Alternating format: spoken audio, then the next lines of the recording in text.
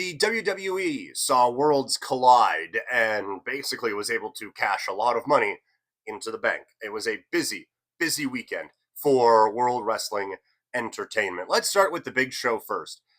Money in the Bank.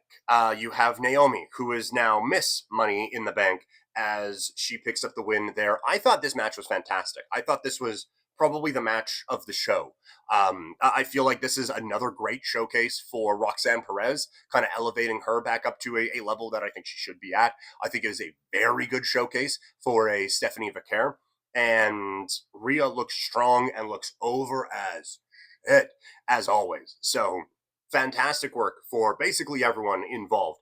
And I think it's a really good call giving Naomi this briefcase. She has a fantastic character that she has worked on now in this heel persona, and it really is starting to shine. And so I think you give this character a little bit more depth and just add a little bit more to it. It's a much needed win for this character after getting beat like a drum by Jade Cargill for a while. So I think you give a character depth, you give her a very big win, it immediately rockets her back into the main event picture, and I think makes it a very, very interesting character now to pay attention to.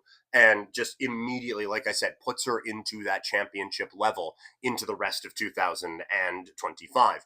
Dominic Mysterio retains the Intercontinental title. They set this one up earlier in the night with Octagon Jr. I thought it was a fun tie-in with Worlds Collide. Octagon gets a few fun spots in, but for the most part, it's a Dominic dominated match. Getting him to kind of come across as a heel, it didn't work. We'll talk about Monday Night Raw later, but it didn't work. It really, like, people are still cheering for this guy. The one thing, like, I saw a lot of people commenting about how, like, if you're just going to do a 4-minute match, what's the point?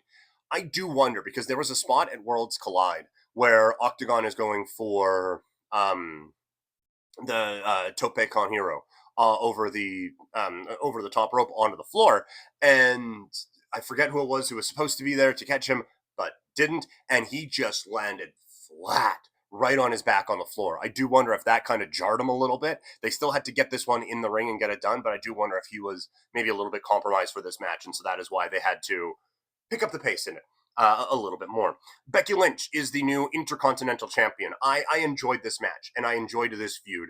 I have talked so much about how good this feud is for Lyra Valkyria, sorry. It gets another strong match for her. It elevates her, that continues to elevate her status now among fans here in WWE. I hope, well, again, we'll talk about Raw a little bit later on, but obviously there is now a Becky or a Bayley aspect to this, and I hope Lyra doesn't get lost in the shuffle, because I think they are so close to a breakout with this performer, and I think the incredible talent that she has is just about to shine through in more ways than just being a very, very good in-ring performer. But that being said, now this does add quite a bit of legitimacy to the Intercontinental Championship, having a couple of big names going after it. Very, very strong overall, and a feud that you can come back to. Staying in that family, Seth Rollins is the winner of the men's Money in the Bank. This one felt like the right call. Like, you have a few guys in here who could benefit from this, obviously, but you have a few projects on the go right now anyway. And I don't know if any of them are ready for the, I mean, LA Knight would be the other one that you could say.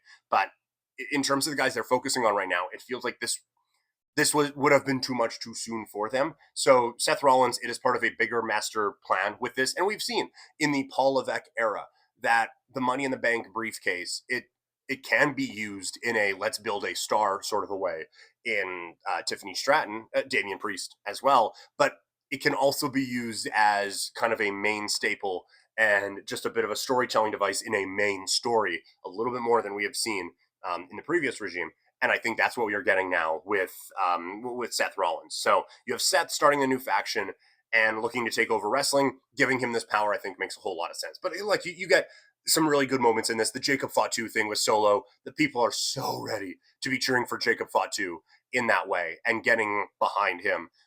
It feels correct, I guess you could say, and it feels like the one of the big moments now in the build up for Jacob Fatu. So interested to see where all the follow up goes with that. And then you get to the main event. John Cena and Logan Paul taking on Cody and Cody and Jey Uso.